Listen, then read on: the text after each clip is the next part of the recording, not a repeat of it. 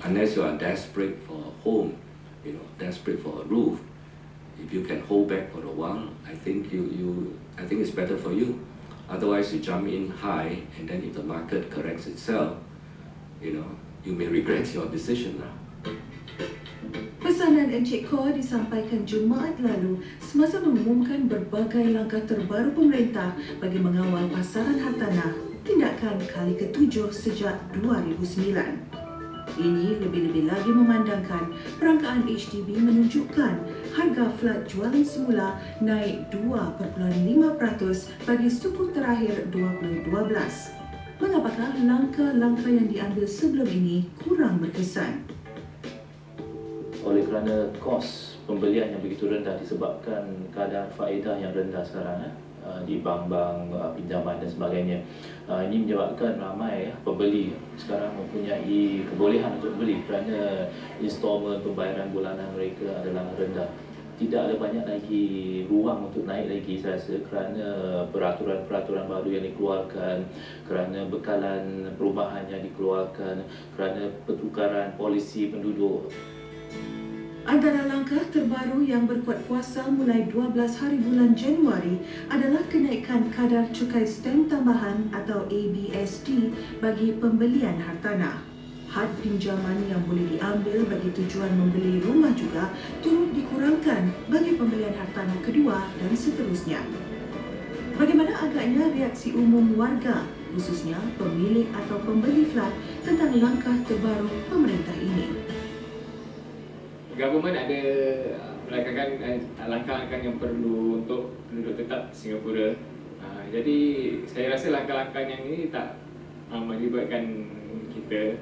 Jadi itu salah satu langkah-langkah yang bagus. Langkah yang telah diberikan oleh government untuk menenangkan property market, and saya rasa genuine buyers yang betul-betul memerlukan rumah akan benefit dengan measures yang telah diimplement ni. Untuk jual rumah tak ada kurang, tak ada rendah lah. Tapi kalau nak beli rumah kedua kena fikir 2 kali.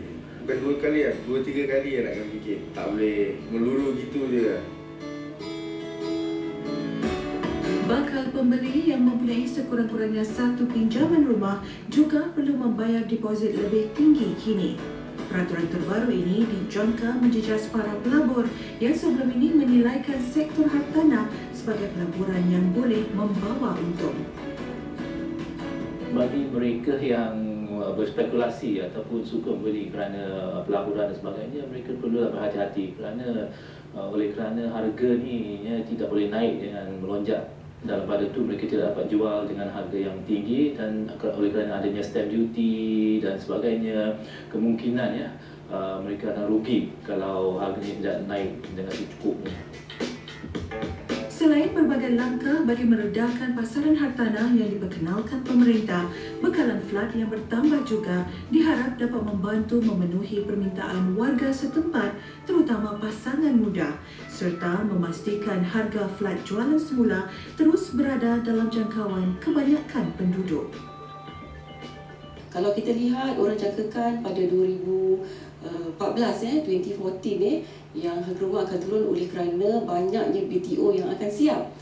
Itu mungkin juga ya ataupun tidak. Ia bergantung kepada pada tahun itu sendiri, adakah polisi akan sama ataupun banyak pembeli itu dah tak ada lagi yang mungkin mereka sudah beli bekalan daripada BTO.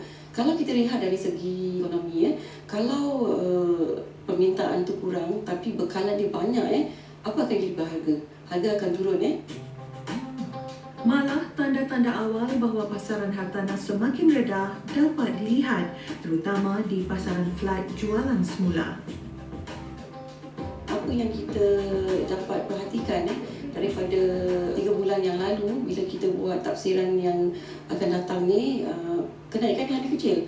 Mungkin kenaikan hanya RM5,000 ataupun paling maksimal yang kita nampak RM10,000 sahaja. Jadi tidaklah melonjak naik daripada contohnya kalau rumah tu ditafsirkan 3 bulan yang lalu 400, dia melonjak naik kepada 430. Tak ada, kita tak nampak itu lagi. Bagaimana pula kesan kesemua langkah ini terhadap sikap warga? Mungkinkah kebiasaan sukar jual beli rumah dapat dikawal? Saya terpaksa nak downgrade rumah saya daripada apa yang saya ada. Jadi apa-apa dia punya levy ataupun extra stamp fees and all this, terpaksa lah kita bayar. Pasal kita dah tak ada pilihan lain kan. Yang bagus jangan jual tu rumah lah. Kita biar ingat kita ke masa depan anak-anak kan. Itu je. Jadi yang sebaik-baiknya lain kali kalau nak jual fikir dulu. Orang umur yang dah tua pun susah payah nak dapat rumah. Terpaksalah saya duduk di rumah tu. Tak ada duit, terpaksa duduk.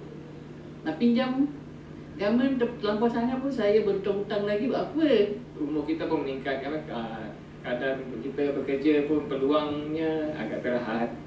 In terms kalau macam cash kita mungkin tak ada lah, tapi rumah kita dah own. Dah tak perlu bimbang. Sebagai satu aset, rumahnya adalah satu perkara yang dikatakan aset yang paling penting atau aset yang paling baik. Ya, ini adalah kerana apabila sudah sampai satu tahap ataupun satu umur jangka usia, rumah tu boleh dijadikan sebahagiannya daripada rumah tu boleh dijadikan pencen. Ya, contohnya ya, satu keluarga ataupun suami isteri yang sekian katakan 50-60 tahun, mereka pencen, mereka boleh jual rumah 5 room flat 5 bilik dan downgrade pada 4 bilik ke 3 bilik. Duit yang selebihnya boleh digunakan sebagai duit pencen untuk menampung duit CPF yang ada. Jadi itu adalah satu aset yang dapat menampung dikatakan persaraan ya, di masa tua. Saya terpaksa menumpang rumah orang, ke sana ke sini. Anak saya tak ada tempat nak belajar. Terpaksa belajar kat luar, pergi ke library. Jadi cukup time balik. Inilah keperitan hidup merempat yang dialami Omar bukan nama sebenar sejak diperintah mahkamah untuk menjual flatnya selepas bercerai. Sejak itu, beliau tidak putus berusaha mencari rumah sendiri demi masa depan anak-anaknya. Yang sulung terpaksa menangguh hasrat ke Politeknik setelah lulus ITE, sedang si adik kini di tahun kedua maktab rendah. Saya sebenarnya tak nak jual rumah, tapi ini undang-undang yang dah disuruh. Pasal saya harus gantikan bahagian dia balik. Jadi saya tak ada mampu dengan pendapatan saya rendah. Jadi saya terpaksa jual. Jadi saya terpaksa rayuan pada HDB untuk kasih saya yang ketiga kali supaya saya ada rumah untuk anak-anak saya dan saya. Jadi kalau levy dia nak potong CPF saya ke, dia nak masukkan dalam CPF saya ke, saya tak peduli. Janji saya ni ada tempat berteduh. Harga flat jual semula yang begitu tinggi menyukarkan usaha Omar untuk membeli flat di pasaran terbuka. Masih adakah jalan keluar bagi golongan bergaji rendah sepertinya? Para pengamat berpendapat bekalan tambahan flat BTO yang ditawarkan HDB sejak tahun 2002 serta berbagai peraturan baru bagi menenangkan pasaran hartanah berpotensi menurunkan harga flat jualan semula pada 2013 ini. Kemungkinan kenaikan suku bunga atau kadar faedah menyebabkan kadar spekulasinya tidak begitu memanas ya. Kalau saya rasa harga turun ramai ya, yang tunggu di tepi nak belikan rumah. Jadi kalau harganya turun 10, 15, paling banyak 20%, mereka akan masuk. Jadi itu dikatakan bahasa Inggeris pent up demand, permintaan yang duduk ke tepi yang akan masuk ke pasaran apabila harganya turun ke tahap yang sesuai. Nasib golongan yang tersepit tidak layak membeli flat baru namun kurang mampu membeli flat jual semula menjadi keprihatinan ejen rumah kerana sering bertemu kes-kes sebegini. Selalunya saya akan tanya, kalau anda bercerai, di mana akan anda tinggal? Adakah anda mampu membeli rumah yang akan datang dengan sendirinya tanpa pasangan anda? Adakah penjualan rumah mereka tu akan mendatangkan hasil profit lah ataupun keuntungan yang akan dibagi sama rata? Bayangkan kalau ingin membeli rumah 1 bilik 1 hall pun rumah 2 bilik yang kita katakan 1 bilik 1 hall ni, harga dia kalau tapsiran saja mungkin purata paling murah pun yang kita nampak mungkin dalam 220, 230 tapsiran saja. Ini belum COV. Selepas saya jual rumah yang kedua kali, saya punya CPF semua masuk balik. Saya ke CPF lebih pada 100,000. Tapi saya nak minta appeal dengan HCB kasih HDB loan. Tapi saya ada apply bank loan, tak approve pasal keadaan gaji saya tu kecil.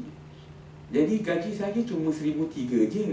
Jadi macam mana bank nak approve saya punya loan? Lantas Cik Roza menekankan perlunya setiap keluarga punya pendapatan bulanan minimum $2,000 serta sejarah kredit yang sihat sekiranya perlu mengambil pinjaman bank. Ini akan memudahkan urusan membeli flat jualan semula di masa muka. Tumpukan kepada peningkatan ataupun kumpulkan savings, kewangan mereka, mampatkan kewangan mereka. Bagi mereka yang tidak berkemampuan untuk membeli sendiri, contohnya ibu yang tidak pernah bekerja ataupun mungkin mempunyai simpanan yang sikit, mungkin mereka boleh kumpul dengan anak-anak mereka yang telah bekerja ataupun berumur 21 ke atas lah. Mungkin mereka boleh mendapatkan pinjaman yang lebih baik dengan tangga gaji yang lebih tinggi. Diharap berbagai langkah terbaru bagi mengawal pasaran hartanah dapat menenangkan sektor tersebut dan sekaligus menurunkan harga keparas yang lebih terjangkau. Ini berusaha dicapai dengan mengetatkan beberapa syarat pinjaman untuk pembelian hartanah serta mengubah nisbah bayaran pajak gadai atau MSR yang boleh ditawarkan institusi-institusi keuangan. Sementara menunggu kesan daripada langkah-langkah sebegini, Omar turut gigih berusaha mengatasi masalah tempat tinggal yang dihadapi. Hasil rayuan demi rayuan yang dibuat selama ini, beliau layak terima pinjaman ketiga daripada HDB sebanyak $50,000, yakni 22% nilai hartanah yang ingin dibeli berdasarkan umur dan pendapatannya.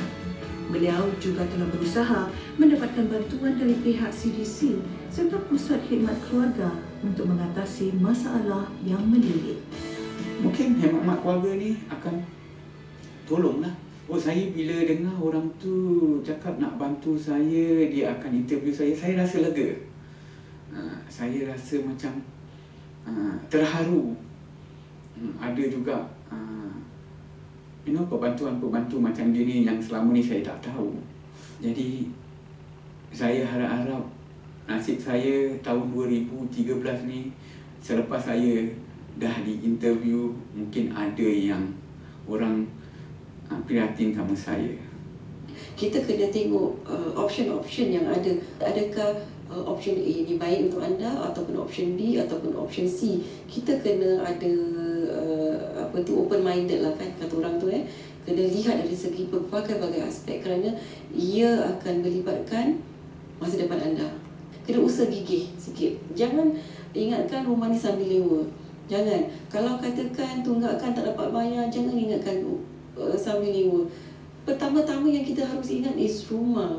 Rumah penting. Kalau tak ada rumah, lain-lain semua tidak akan ada kedamaian, ketenangan untuk cari rezeki contohnya. Itu yang saya amat-amat sangat takutkan pada golongan yang kurang berkemampuan.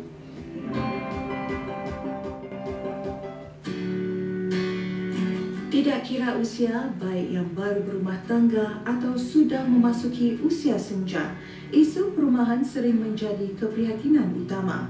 Memandangkan realiti penduduk Singapura yang semakin menua, pihak HDB sering menyemak skim-skim sedia ada bagi memastikan setiap warga meniti usia senja yang bermutu. Semasa muda, Encik Ahmad Arsyad dan isteri berangan-angan bahawa satu hari nanti mereka dapat berehat tanpa sebarang kebimbangan. Namun, memasuki usia 60 tahun, lain pula jadinya. Seharusnya saya duduk di kampung waktu bersara, dah rancang, tapi dah masuk waktu persaraan, lain berlaku. Saya terpaksa ubah. Kata orang bikin U-turn lah dalam hidup. Mantan pengurus operasi ini terpaksa bersara awal kerana mengidap penyakit kronik sehingga perlukan pembedahan lincongan jantung. Namun kini yang membebani fikirannya adalah hutang bagi flat 5 bilik di Sembawang Crescent yang dibeli pada 1997. Memandangkan masih ada sisa $90,000 yang perlu dilunaskan, Encik Ahmad perlu menyediakan habis $1,000 yang dipotong dari akaun CPF-nya setiap bulan. Usahanya membawa teksi secara sambilan belum cukup bagi menampung beban yang ditanggung. Satu cara kita boleh downgrade, ya? Atau satu cara kita jual, selesaikan semua masalah kalau ada hutang rumah ni. Dan yang lainnya kita boleh sewakan. Kalau sewakan, kurang-kurang kita ada pendapatan. Sungguh pun saya pincang ke tak ada boleh bekerja, ataupun mungkin saya ada musibah lain, sekurang-kurangnya ada pendapatan bulanan. Itu satu pilihan. Atau lain yang saya cakap tu, kita duduk dengan anak. Dan duduk dengan anak tu nanti kita huraikan bagaimana kita nak selesaikan rumah ni. Namun daripada cerita-cerita yang didengar serta pengalaman kawan-kawan sebaya membuat pasangan ini berfikir panjang sebelum mengambil keputusan yang mempunyai kesan jangka panjang. Ada satu jiran saya ni lah begitu yang hari-hari kita lihat tiap-tiap pagi. Sebabnya waktu itu anak dan menantu dia akan keluar kerja, dia pun terpaksa keluar daripada rumah tu. Apa yang saya lihat, dia akan merayau di depan shopping center, di dalam situ ke mungkin nak selesaikan diri, makan minum dia, saya tak tahu bagaimanalah. Dan kalau petang nanti selepas senja gitu dia akan pulang. Saya lihat anak dan menantu dia balik, dia pun ikut daripada belakang. Pada saya itu satu kesengsaraan untuk warga tua macam dia tu, saya tak mau sampai ke situ. Ejen rumah Dayangku Rosalita menerima sekurang-kurangnya 5 panggilan sebulan daripada golongan warga senja yang menghadapi masalah rumah. Menurut beliau, terdapat 4 pilihan yang boleh ditimbangkan golongan sebegini. Adakah nak jual sahaja dan duduk dengan anak? Kedua, adakah mereka nak jual rumah besar, beli rumah kecil, dapatkan sedikit hasil daripada penjualan itu untuk menampung keperluan harian di masa-masa tua. Ketiga, mereka tak jual rumah tapi mereka sewakan rumah, duduk dengan anak. Contohnya kalau mereka tak pasti nak duduk dengan anak ni boleh ke tidak kan. Jadi kita sarankan warga masih untuk cubalah untuk mungkin sekadar setahun. Kita harus lihat pada family support ataupun sokongan daripada keluarga mereka. Opsi keempat, lease buyback scheme, pajakan yang di mana HDB akan beli balik. Anda masih lagi tinggal di rumah itu tapi anda mendapat duit dari segi payout. Memandangkan flat 5 bilik Encik Ahmad boleh mendatangkan sekurang-kurangnya pendapatan $2,500 andai disewakan keseluruhannya, inilah pilihan yang disaran Cik Roza. Ia juga memandangkan pasaran sewa yang baik ditambah berbagai peraturan baru HDB bagi memudahkan golongan tersebut menyewakan sebahagian flat mereka. Langkah terbarunya menyekat penduduk tetap menyewakan keseluruhan flat mereka bakal menguntungkan warga memandangkan bekalan semakin kecil. Setelah saya nilaikan nasihat-nasihat daripada kawan-kawan, saudara mara, adik-beradik dan juga daripada ejen-ejen rumah ni kan, jadi saya rasa saya nak bikin cuba dulu untuk setahun ini. Saya nak sewakan saja rumah ni. Sekurang-kurangnya dalam saya masih bertenaga, masih kuat lagi, saya boleh dapat nilaikan antarkah itukah pilihan yang terbaik untuk saya ataupun mungkin tidak. Bagi warga senja yang memiliki flat 3 bilik atau lebih kecil, satu lagi berita baik. Sejak hujung Disember, HDB telah meningkatkan ganjaran wang tunai untuk 2 skim sedia ada. Terbaru bagi bonus perumahan untuk warga emas dan skim beli balik pajakan, hasil penjualan flat yang disalur ke dalam akaun CPF akan dikurangkan. Sebaliknya, pemilik flat yang menyertai skim tersebut boleh meraih lebih banyak wang tunai. Anda juga harus duduk dan buat kira-kira adakah jual rumah lebih baik ataupun menggunakan LBS, lease buyback scheme ni lebih baik, kerana masing-masing punya payout ataupun dari segi pembayaran tu berlainan. daripada kawan anda contohnya, sebab ia bergantung pada CPF anda, pada umur anda. Berapa banyak yang harus diketepikan untuk minimum sum. Okey, kalau jual rumah, beli rumah, berapa harganya dia akan dapat pulangan dari segi profit ataupun kewangan. Walaupun agak tertarik dengan tawaran terbaru skim perumahan warga emas, Encik Ahmad berhasrat menjadikan flat sebagai harta warisan. Oleh itu, beliau lebih terdorong mencuba dulu cara menyewakan seluruh rumah untuk meneraikan masalah bayaran bulanannya. Tapi saya fikir sebaik-baiknya biarlah ada macam mana pun keadaan dia, kita ada rumah sendiri. Bagaimana dia besar ke kecil pun sekurang-kurangnya rumah kita. Itu yang satu kita boleh harapkan. Untuk sesuatu akan berlaku atau mungkin berlaku masa depan, sekurang-kurangnya kita di rumah sendiri. Rumahku, syurgaku, ungkapan yang sering terdengar. Bagi warga Singapura umumnya, isu perumahan amat dekat di hati. Oleh itu, segala usaha pemerintah bagi meringankan beban kepemilikan flat diterima dengan tangan terbuka. Ini agar ia terus menjadi aset terpenting yang dimiliki setiap penduduk Singapura. Jadi saya rasa pemerintah telah pun berwaspada, telah pun sedar bahawa ada ketidakseimbangan yang berlaku, dan oleh kerana itu dikeluarkan dengan begitu banyak bekalan pada tahun ini, tahun depan dan sebagainya. Dalam hal itu mereka juga telah saya rasa membuat penukaran sedikit sebanyak atas skim-skim pembawakan masuk warga negara asing dan sebagainya. Jadi saya rasa di tahun-tahun depan mungkin tidak begitu ramai lah ya, dibandingkan tahun-tahun yang lalu. Jadi kedua perkara ini mungkin saya rasa dapat memberikan kesan yang positif ya, kerana ia akan mengimbangkan semula ya, dikatakan bekalan dengan permintaan yang sebelum ni telah pun dikatakan tak seimbang.